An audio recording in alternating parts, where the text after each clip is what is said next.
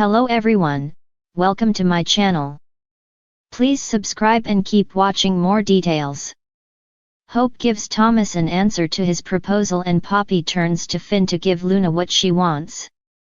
All products and services featured are independently chosen by editors. However, Soaps.com may receive a commission on orders placed through its retail links, and the retailer may receive certain auditable data for accounting purposes. In the Forrester's showroom, Thomas gets on bended knee holding the ring and says, "Marry me, Hope. I have loved you for as long as I can remember. I promise to you that I will be a wonderful husband and father. A great father. Say you'll marry me, Hope. Say you'll be my wife." He gushes, "I love you so much." Thomas says the ring has been around her neck long enough and deserves to be on her hand. He wants the world to see them walking into the future together hand in hand. All she has to do is say she'll marry him. Hope takes the ring from his outstretched hand. In the main office, Steffi concludes a work call as Liam comes in. She asks what brings him there. Liam admits he was going to come up with an excuse, but the truth is he knows she has a lot going on and he's a bit concerned. What happened with Sheila is one thing, but it's especially Finn's reaction to her death. Steffi insists there's no reason to worry in the long run. She's not worried about her and Finn. "I'm worried about Thomas." Liam asks why. Steffi says Hope is wearing Thomas's ring around her neck, but she doesn't truly love him. She's just leading him on. Steffi wants Thomas to be happy, but Hope is stringing him along. Liam says he wants Hope not to be with Thomas at all, so, there's that. He shrugs, "Maybe if I'd handled things differently." Steffi reminds him that Hope is the one who kissed Thomas in Rome. She's not an innocent. Steffi rants that Hope is leading her brother on and making him believe there's a chance she'll marry him. She tells Liam that Hope has been out of control since she split up with him. Now she's laser focused on Thomas, who actually believes they have a future together. "I don't believe that. I think he's in for a world of hurt." Liam thinks they can both agree that Hope and Thomas is a toxic combination. At the Cliff House, Finn tells Poppy he's sorry that Luna is so upset. Poppy tells him that with the matter at hand, Luna doesn't want to talk to her. She wants to talk to her dad. Finn asks, "And that has something to do with me?" He wants to help, but is not seeing what he can do exactly. Poppy tells him he can give Luna what she's looking for, what she wants more than anything. "Talk to her, Finn." Finn asks, "You want me to talk to Luna?" Poppy says yes. Finn is happy to do that, but he doesn't mean to pry. "But do you know who Luna's father is?" Poppy muses. "If I told you that Luna was conceived in love, would that answer your question?" Finn can't understand why she won't just say who he is. Poppy says it's always just been her and Luna. She needs a strong male influence in her life and looks up to Finn. "Please, will you do it?" Finn vows to be there for Luna when she needs him. Or even when she doesn't. He recalls all the time he and Poppy spent together when he was younger and how close they became. Poppy smiles and says, "Look at us now." She misses the days when Luna would follow her lead. Finn says that as Luna's cousin, he thinks it's time she learns who her father is. At Poppy's apartment, Bill assures Luna she can talk to him. He feels maybe he can offer her some help, or at least a little guidance. Luna sniffs that all of her life she's been able to confide in Poppy, but now she wishes she could talk to her father, but her mom won't tell her who he is. Bill recaps that he asked Poppy if it could be him, but she said he wasn't. Luna says it's so unfair. She and her father deserve to know each other. Bill points out that Poppy may know something she doesn't. "Your mom loves you more than anything. I'm sure she has your best interests at heart. Luna feels embarrassed at crying on him, but Bill likes the idea that she can lean on him. Bill recalls the night he met Poppy, and admits he's pretty guarded about women at this point in his life, because of money. Luna says her mother doesn't care about money. Bill nods.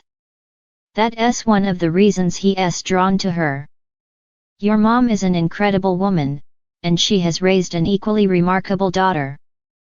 Bill tells Luna that he believes she'll one day find her father, and he'll be so proud to call her his daughter.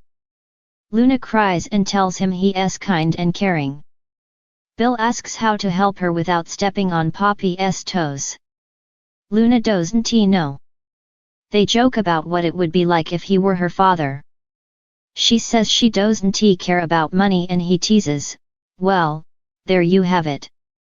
You're not my daughter. They chuckle. In the Forrester's showroom, Thomas tells Hope this is a make it or break it moment. He once again asks her to say she'll be his wife. Hope gasps, I love you. Thomas, I really do. But I can't accept your proposal. I'm not ready. Thomas looks stunned and hurt. Hope says she's sorry. The last thing she would ever want to do is hurt him, and she can tell she has. Thomas grunts, you're turning me down again. Hope says it has nothing to do with him. She loves the time they spend together and his love for her means the world to her.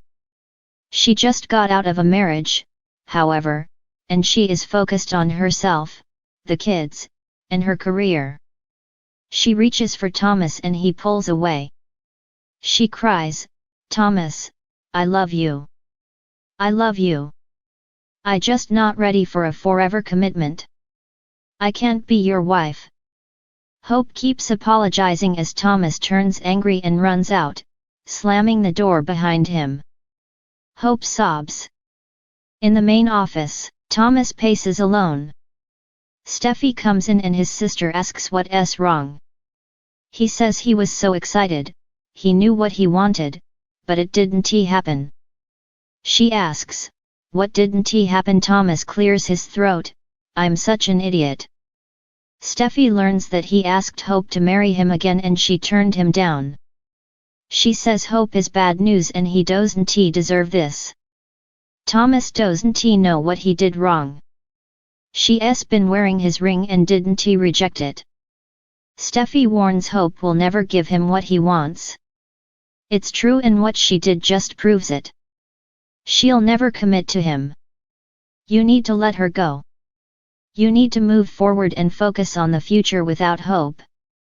Thomas stood nervously in front of Hope, his heart pounding in his chest. He clutched a small velvet box in his trembling hand, the weight of it almost too much to bear. Hope stood before him, her eyes filled with anticipation and curiosity, unaware of the momentous question about to be asked. The sun dipped below the horizon, casting a warm glow over the garden where they stood. Flowers swayed gently in the evening breeze, their fragrance filling the air with a sweet perfume. It was a perfect setting for a proposal, Thomas thought, as he took a deep breath to steady his nerves.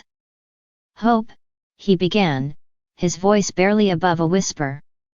There's something I need to ask you. Hope's eyes widened with surprise, and she took a step closer to him, her heart quickening with excitement. She had long suspected that Thomas had something important to tell her, but she never imagined it would be this. What is it, Thomas? She asked, her voice barely more than a breathless whisper. Thomas took a deep breath, his gaze never leaving hers. He opened the velvet box, revealing a sparkling diamond ring nestled inside. Hope gasped in astonishment, her hand flying to her mouth in disbelief. Hope, will you marry me? Thomas asked, his voice filled with emotion. Tears welled up in Hope's eyes as she stared at the ring, her heart overflowing with love for the man standing before her. Without hesitation, she threw her arms around him, tears streaming down her cheeks. Yes, Thomas. Yes, I will marry you," she exclaimed, her voice trembling with joy. Thomas's heart soared at her answer, and he pulled her close, kissing her deeply as the sun dipped below the horizon, bathing them in its warm glow. In that moment, surrounded by the beauty of the garden and the love that filled their hearts, they knew that they were destined to spend the rest of their lives together. Meanwhile, across town, Poppy sat nervously beside Finn, her fingers twisting together in her lap. She glanced over at Luna, who sat across from them, her eyes fixed on the table in front of her. Poppy knew that Luna had been struggling lately, her heart heavy with unspoken desires. "Finn," Poppy began, her voice hesitant. "I need to ask you something."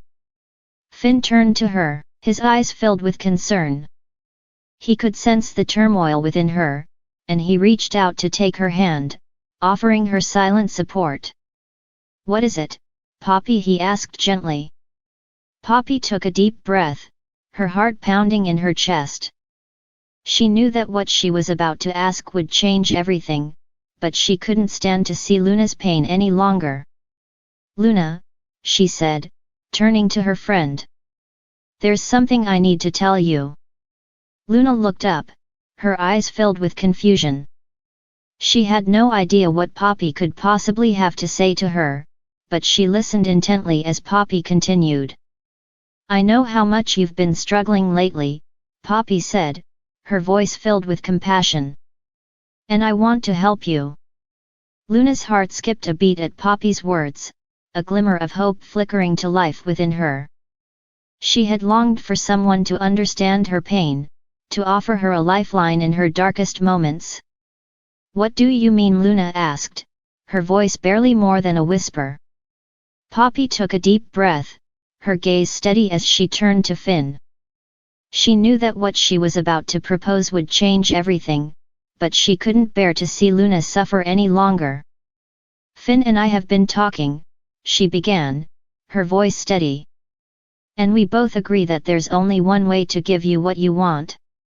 Luna's heart raced at Poppy's words, her mind whirling with possibilities.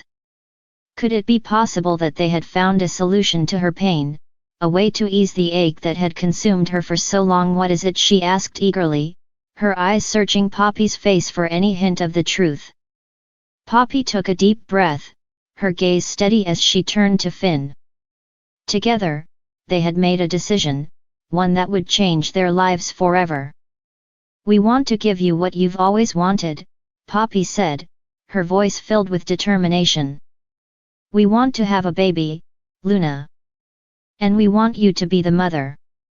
Luna's heart stopped at Poppy's words, her mind struggling to comprehend what she had just heard.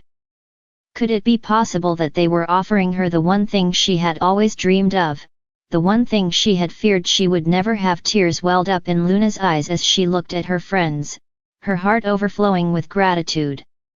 In that moment, surrounded by the love and support of those who cared for her most, she knew that her dreams were finally within reach. "Yes," she whispered, her voice filled with emotion. "Yes, I would love that more than anything." And as they sat together in the warm glow of the evening, surrounded by the beauty of the world around them, they knew that they had found hope in the most unexpected of places.